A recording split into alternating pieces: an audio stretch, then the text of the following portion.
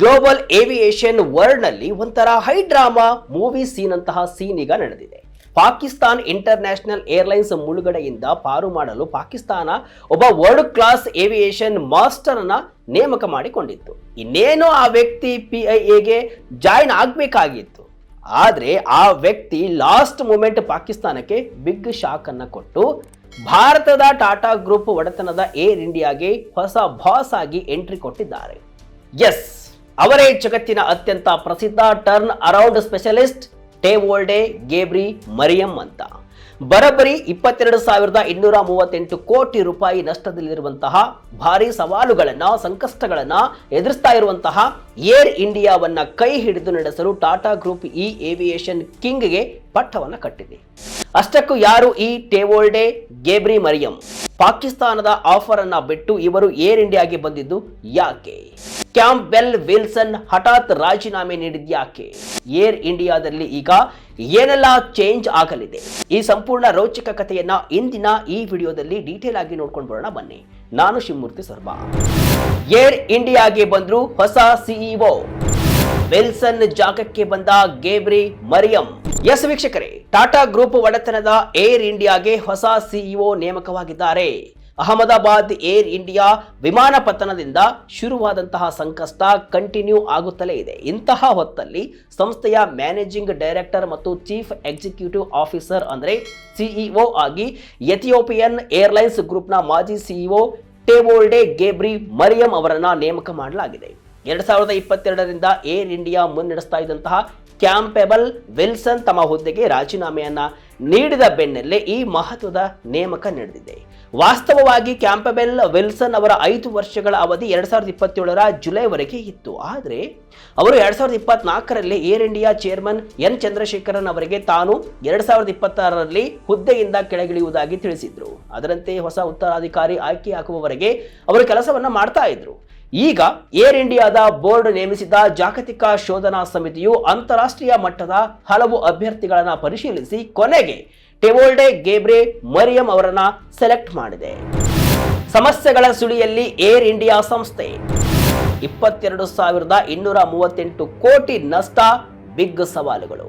ಈಗ air India ಎದುರಿಸ್ತಾ ಇರುವಂತಹ ಪರಿಸ್ಥಿತಿ ಅಷ್ಟೇನು ಸುಲಭವಾಗಿಲ್ಲ. ಭಾರತದ ಸರ್ಕಾರದ ಕೈಯಿಂದ ಏರ್ ಇಂಡಿಯಾವನ್ನ ವಾಪಸ್ ಪಡೆದ ಬಳಿಕ ಟಾಟಾ ಸಮಸ್ಯೆಯ ಸುಳಿಯಲ್ಲಿ ಸಿಲುಕಿದೆ. ಏರ್ ಇಂಡಿಯಾ ಈಗ ಅತ್ಯಂತ ಕಠಿಣ ಹಂತವನ್ನ ಹಾದು ಹೋಗ್ತಾ ಇದೆ. ಕಳೆದ ಹಣಕಾಸು ವರ್ಷದಲ್ಲಿ ಏರ್ ಇಂಡಿಯಾ ಬರೋಬ್ಬರಿ 22,238 ಕೋಟಿ ರೂಪಾಯಿಗಳ ಭಾರಿ ನಷ್ಟವನ್ನ ದಾಖಲಿಸಿದೆ. ಖಾಸಗೀಕರಣಗೊಂಡಂತಹ ಮೇಲೆ ಏರ್ ಇಂಡಿಯಾ ಕಂಡಂತಹ ಅತಿ ದೊಡ್ಡ ವಾರ್ಷಿಕ ನಷ್ಟ ಇದು. ಹೆಚ್ಚುತ್ತಿರುವ ನಿರ್ವಹಣಾ ವೆಚ್ಚಗಳು, ವಿಮಾನಗಳು ನೆಲಕಚ್ಚಿರುವುದು, ಸಪ್ಲೈ ಚೈನ್ ಸಮಸ್ಯೆಗಳು ಮತ್ತು ಹೊಸ ವಿಮಾನಗಳ ನವೀಕರಣಕ್ಕೆ ಮಾಡುತ್ತಿರುವಂತಹ ಭಾರಿ ಹೂಡಿಕೆ ಈ ನಷ್ಟಕ್ಕೆ ಮುಖ್ಯ ಕಾರಣ ಅಂತ ಹೇಳಲಾಗ್ತಿದೆ.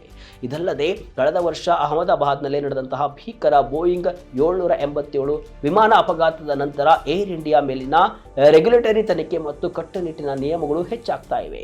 ಜೊತೆಗೆ ಜಾಗತಿಕ ಮಟ್ಟದಲ್ಲಿ ಮಧ್ಯಪ್ರಾಚ್ಯದ ಸಂಘರ್ಷ ಮತ್ತು ಪಾಕಿಸ್ತಾನ ತನ್ನ ವೈಮಾನಿಕ ಮಾರ್ಗವನ್ನ ಮುಚ್ಚುತ್ತಾ ಇರುವುದರಿಂದ ಏರ್ ಇಂಡಿಯಾ ಅಂತಾರಾಷ್ಟ್ರೀಯ ವಿಮಾನಗಳು ಸುತ್ತಿ ಬಳಸಿ ಹಾರಾಡಬೇಕಾಗಿದೆ.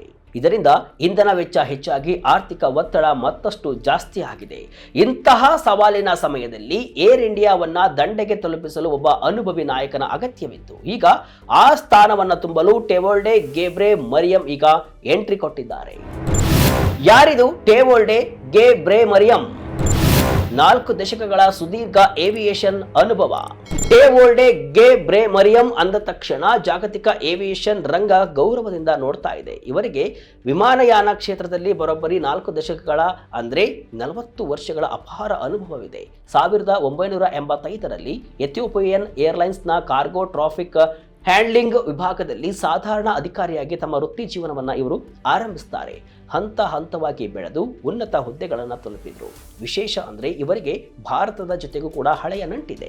ಇವರು ಎಥಿಯೋಪಿಯನ್ ಏರ್ಲೈನ್ಸ್ನ ರೀಜನಲ್ ಡೈರೆಕ್ಟರ್ ಆಗಿ ಕೂಡ ಮುಂಬೈನಲ್ಲಿ ಸೇವೆಯನ್ನ ಸಲ್ಲಿಸಿದ್ರು. ಭಾರತ ಮತ್ತು ಆಗ್ನೇಯ ಏಷ್ಯಾ ವಿಭಾಗವನ್ನ ಇವರೇ ನೋಡಿಕೊಳ್ತಾ ಇದ್ರು. ನಂತರ ಸೌದಿ ಅರೇಬಿಯಾದ ಚೆಡ್ಡಾದಲ್ಲಿ ಏರಿಯಾ ಮ್ಯಾನೇಜರ್ ಆಗಿ ಕೂಡ, ಆಮೇಲೆ ನ್ಯೂಯಾರ್ಕ್ನಲ್ಲಿ ಈಶಾನ್ಯ ಅಮೆರಿಕ ಮತ್ತು ಕೆನಡಾ ವಿಭಾಗದ ಸೇಲ್ಸ್ ಮ್ಯಾನೇಜರ್ ಆಗಿ ಕೂಡ ಕೆಲಸವನ್ನ ಮಾಡಿದ್ರು. 2004ರಲ್ಲಿ marketing and sales executive officer ಆಗಿ, 2006ರಲ್ಲಿ ಚೀಫ್ ಆಪರೇಟಿಂಗ್ ಆಫೀಸರ್ ಆಗಿ ಬಡ್ತಿಯನ್ನ ಪಡೆದಿದ್ರು. ಎಥಿಯೋಪಿಯನ್ ಏರ್ಲೈನ್ಸ್ನ ಅದ್ಭುತ ಕಾಯಕಲ್ಪ. ಆಫ್ರಿಕಾದ ನಂಬರ್ 1 ಏರ್ಲೈನ್ಸ್ ಮಾಡಿದ್ದ ಹೆಗ್ಗಳಿಕೆ. ಜನವರಿ 1, 2011ರಂದು ಗಿರ್ಮಾ ವೇಕ್ ಅವರಿಂದ ಅಧಿಕಾರ ಸ್ವೀಕರಿಸಿದ ಟೆವೋಲ್ಡೆ ಎಥಿಯೋಪಿಯನ್ ಏರ್ಲೈನ್ಸ್ ಗ್ರೂಪ್ನ ಸಿಇಒ ಆದರು. ಅಲ್ಲಿಂದ ಮುಂದೆ ನಡೆದಿದ್ದು ಪಕ್ಕಾ ಮ್ಯಾಜಿಕ್. ಒಂದು ಸಾಮಾನ್ಯ ಪ್ರಾದೇಶಿಕ ವಿಮಾನಯಾನ ಸಂಸ್ಥೆಯಾಗಿದ್ದ ಎಥಿಯೋಪಿಯನ್ ಏರ್ಲೈನ್ಸ್ ಅನ್ನ ಆಫ್ರಿಕಾದಲ್ಲೇ ಅತಿ ದೊಡ್ಡ ಮತ್ತು ಅತ್ಯಂತ ಲಾಭದಾಯಕ ಏರ್ಲೈನ್ ಗ್ರೂಪ್ ಆಗಿ ಕನ್ವರ್ಟ್ ಮಾಡಿದ್ರು. ಇವರ ಅವಧಿಯಲ್ಲಿ ಸಂಸ್ಥೆಯ ವಾರ್ಷಿಕ ಆದಾಯ ಬರೋಬ್ಬರಿ 4 ಪಟ್ಟು ಹೆಚ್ಚಾಗಿ $4.5 ಬಿಲಿಯನ್ ತಲುಪಿತು. ವಿಮಾನಗಳ ಸಂಖ್ಯೆ 3 ಪಟ್ಟು ಹೆಚ್ಚಾಗಿ 130ಕ್ಕೂ ಅಧಿಕ ವಿಮಾನಗಳು ಇವರ ಫ್ಲೀಟ್ಗೆ ಸೇರಿದವು. ಆಫ್ರಿಕಾದ ಅತಿ ದೊಡ್ಡ ಕಾರ್ಗೋ ನೆಟ್ವರ್ಕ್ ಕಟ್ಟಿ ಬೆಳೆಸಿದ್ರು. ಅಷ್ಟೇ ಅಲ್ಲ, ಎಥಿಯೋಪಿಯನ್ ಏರ್ಲೈನ್ಸ್ ಅನ್ನ ಪ್ರತಿಷ್ಠಿತ ಸ್ಟಾರ್ ಅಲಯನ್ಸ್ ಕೂಟಕ್ಕೂ ಕೂಡ ಸೇರಿಸಿದರು. ಅಡ್ಡಿಸ್ ಅಬಾಬಾದಲ್ಲಿ ವೈಭವೋಪೇತ ಎಥಿಯೋಪಿಯನ್ ಸ್ಕೈಲೈಟ್ ಹೋಟೆಲ್ ಅನ್ನು ಕೂಡ ನಿರ್ಮಿಸಿದರು. ವೈಯಕ್ತಿಕ ಆರೋಗ್ಯದ ಕಾರಣಗಳಿಂದ ಮಾರ್ಚ್ 2022ರಲ್ಲಿ ಅವರು ಸಿಇಒ ಹುದ್ದೆಯಿಂದ ನಿವೃತ್ತರಾದರು. ಇವರು IATA board of governors, African airlines association ಹಾಗೂ ವಿಶ್ವಸಂಸ್ಥೆಯ ಸುಸ್ಥಿರ ಸಾರಿಗೆ ಸಮಿತಿಯಲ್ಲೂ ಕೂಡ ಪ್ರಮುಖ ಹುದ್ದೆಗಳನ್ನು ವಹಿಸಿದರು. ಇವರು ಅಡ್ಡಿಸ್ ಅಬಾಬಾ ಯೂನಿವರ್ಸಿಟಿಯಿಂದ ಎಕನಾಮಿಕ್ಸ್ ಪದವಿ ಮತ್ತು UK ಓಪನ್ ಯೂನಿವರ್ಸಿಟಿಯಿಂದ MBA ಮುಗಿಸಿದ್ದಾರೆ. ಇದಿಷ್ಟು ಅವರ ಹಿನ್ನೆಲೆ ಆಯಿತು. ಮುಂದೆ ಟ್ವಿಸ್ಟ್ ಇದೆ ನೋಡಿ. ಪಾಕಿಸ್ತಾನಕ್ಕೆ ಬಿಗ್ ಶಾಕ್ ನೀಡಿದ ಗೆಬ್ರೆ ಮರಿಯಂ. ಎಸ್, ಈಗಾಗಲೇ ಹೇಳಿರೋ ಟ್ವಿಸ್ಟ್ ಏನಂದ್ರೆ, ಸಾಲದ ಸುಳಿಯಲ್ಲಿದ್ದು ಇತ್ತೀಚೆಗಷ್ಟೇ ಖಾಸಗೀಕರಣಗೊಂಡಿದ್ದಂತಹ ಪಾಕಿಸ್ತಾನ್ ಇಂಟರ್ ನ್ಯಾಷನಲ್ ಏರ್ಲೈನ್ಸ್ ಅಂದರೆ PIA ಸಂಸ್ಥೆಯು ಟೆವೋಲ್ಡೆ ಅವರನ್ನ ತಮ್ಮ ಸಿಇಒ ಆಗಿ ಶಾರ್ಟ್ ಲಿಸ್ಟ್ ಮಾಡಿ ಆಯ್ಕೆಯನ್ನ ಮಾಡಿತ್ತು. ಡಿಸೆಂಬರ್ 2025ರಲ್ಲಿ ಪಾಕಿಸ್ತಾನದ ಸರ್ಕಾರವು PIA ಸಂಸ್ಥೆಯ ಶೇಕಡ 75ರಷ್ಟು ಪಾಲನ್ನ ಆರಿಫ್ ಹಬೀಬ್ ಗ್ರೂಪ್ ನೇತೃತ್ವದ ಕನ್ಸೋರ್ಟಿಯಂಗೆ $482 ಮಿಲಿಯನ್ ಹರಾಜಿನಲ್ಲಿ ಮಾರಾಟವನ್ನ ಮಾಡಿತ್ತು. ನಂತರ ಉಳಿದ ಶೇಕಡ 25ರಷ್ಟು ಪಾಲನ್ನು ಕೂಡ ಆ ಕಂಪನಿಯೇ ಖರೀದಿಸಿತ್ತು. ಭ್ರಷ್ಟಾಚಾರ, ಮಿಸ್ ಮ್ಯಾನೇಜ್ಮೆಂಟ್, 2020ರ ಭೀಕರ ವಿಮಾನ ಅಪಘಾತ ಹಾಗೂ 1/3 ಭಾಗದಷ್ಟು ಪೈಲಟ್ಗಳ ಹತ್ತಿರ ನಕಲಿ ಲೈಸೆನ್ಸ್ ಇದ್ದುದನ್ನು ಕಂಡು ಯುರೋಪ್ ಒಕ್ಕೂಟವು PIA ಅನ್ನ ಬ್ಯಾನ್ ಮಾಡಿತು. ಈ ಸಂಸ್ಥೆಯನ್ನ ಸುಧಾರಿಸಲು 35 ವಿಮಾನಗಳಿರುವಂತಹ PIA ಫ್ಲೀಟ್ ಅನ್ನ 65ಕ್ಕೆ ಹೆಚ್ಚಿಸಲು ಟೆವೋಲ್ಡೆ ಅವರಿಗೆ ಪಾಕಿಸ್ತಾನ ಆಫರ್ ಅನ್ನ ಕೊಡ್ತು. ಈ ಆಫರ್ ನೀಡಿ ಏನು ಬಹಳ ದಿನ ಆಗಿದ್ದಲ್ಲ, ಜುಲೈ 16ರಂದು ಈ ಆಫರ್ ಅನ್ನ ಪಾಕಿಸ್ತಾನ ಟೆವೋಲ್ಡೆ ಅವರಿಗೆ ನೀಡಿತ್ತು. ಆದರೆ ಕೇವಲ 20 ದಿನಗಳಲ್ಲಿ ಪರಿಸ್ಥಿತಿಯೇ ಬದಲಾಗಿದೆ.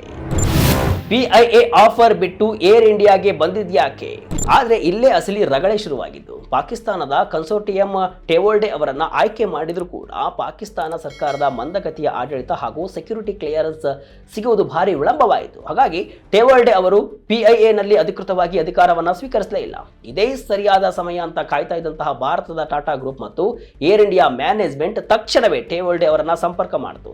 ಒಂದೆಡೆ ನಷ್ಟದಲ್ಲಿದ್ದರೂ ಕೂಡ ವಿಶ್ವದ ಪ್ರಬಲ ಆರ್ಥಿಕತೆಯಾದಂತಹ ಭಾರತದ ಹಿನ್ನೆಲೆ $1 ಬಿಲಿಯನ್ ಬೆಂಬಲವಿರುವಂತಹ ಟಾಟಾ ಗ್ರೂಪ್ ಸಂಸ್ಥೆ ಮತ್ತು 500ಕ್ಕೂ ಹೆಚ್ಚು ಹೊಸ ವಿಮಾನಗಳ ಬೃಹತ್ ಆರ್ಡರ್ ನೀಡಿ ಜಾಗತಿಕವಾಗಿ ಬೆಳೆಯುತ್ತಿರುವ ಏರ್ ಇಂಡಿಯಾದ ವಿಶಾಲ ಕ್ಯಾನ್ವಾಸ್, ಇನ್ನೊಂದೆಡೆ ಭದ್ರತಾ ಕ್ಲಿಯರೆನ್ಸ್ ಸಿಗದೆ ನರಳುತ್ತಾ ಇದ್ದಂತಹ ಸಾಲದ ಸುಳಿಯಲ್ಲಿದ್ದಂತಹ ಪಾಕಿಸ್ತಾನದ ಸಂಸ್ಥೆ, ಇವೆರಡನ್ನು ತೂಗಿ ನೋಡಿದ ಟೆವೋಲ್ಡೆ ಪಾಕಿಸ್ತಾನದ ಆಫರ್ ಅನ್ನ ಬದಿಗೊತ್ತಿ ಬುಧವಾರ ಏರ್ ಇಂಡಿಯಾದ ಮ್ಯಾನೇಜಿಂಗ್ ಡೈರೆಕ್ಟರ್ ಮತ್ತು ಸಿಇಒ ಆಗಿ ಅಧಿಕಾರವನ್ನ ಸ್ವೀಕರಿಸಲು ಒಪ್ಪಿಕೊಂಡರು.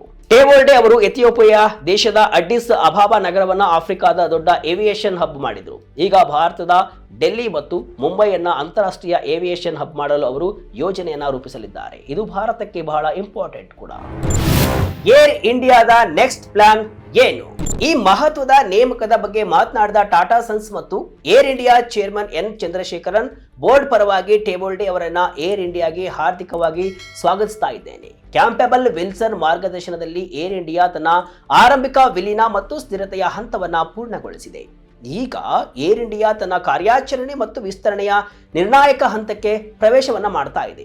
ಜಗತ್ತಿನ ಅತ್ಯಂತ ದಕ್ಷ ಮತ್ತು ಲಾಭದಾಯಕ ಏರ್ಲೈನ್ ಗ್ರೂಪ್ ಕಟ್ಟಿದ ಟೆವೋಲ್ಡೆ ಅವರ ಅನುಭವ ಏರ್ ಇಂಡಿಯಾವನ್ನ ಜಾಗತಿಕ ಮಟ್ಟದ ಪ್ರಮುಖ ಸಂಸ್ಥೆಯನ್ನಾಗಿ ಮಾಡಲು ಮತ್ತು ದೇಶದ ಹೆಮ್ಮೆಯ ಸಂಕೇತವನ್ನಾಗಿ ಮಾಡಲು ಅತ್ಯಂತ ಅಗತ್ಯವಾಗಿದೆ ಅಂತ ಹೇಳಿದ್ದಾರೆ. ಇತ್ತ ಟೆವೋಲ್ಡೆ ಅವರು ಕೂಡ ಮಾತನಾಡಿದ್ದು, ಐತಿಹಾಸಿಕ ತಿರುವಿನಲ್ಲಿರುವಂತಹ ಏರ್ ಇಂಡಿಯಾವನ್ನ ಮುಂದೆ ನಡೆಸುವುದು ನನಗೆ ಸಿಕ್ಕಂತಹ ದೊಡ್ಡ ಗೌರವ. ಭಾರತದ ಅದ್ಭುತ ಆರ್ಥಿಕ ಸಾಮರ್ಥ್ಯಕ್ಕೆ ತಕ್ಕಂತೆ ವಿಶ್ವ ದರ್ಜೆಯ ಏರ್ಲೈನ್ ಕಟ್ಟುವುದು ಕೂಡ ಅತ್ಯಂತ ರೋಮಾಂಚನಕಾರಿ ವಿಷಯ.